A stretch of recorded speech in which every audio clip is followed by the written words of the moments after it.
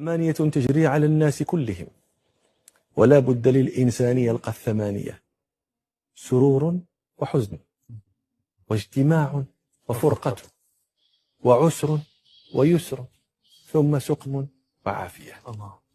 فإذا كان الإنسان في السرور جاءه الحزن لا يفاجأ، هذه الدنيا.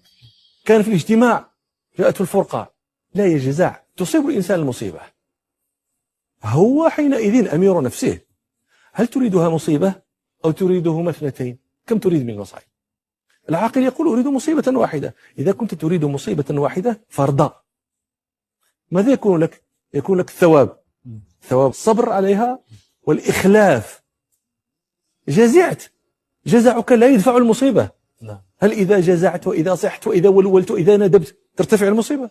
ما ترتفع، لكن صيرتها اثنتين ذهب الأجر. فلذلك أرشدنا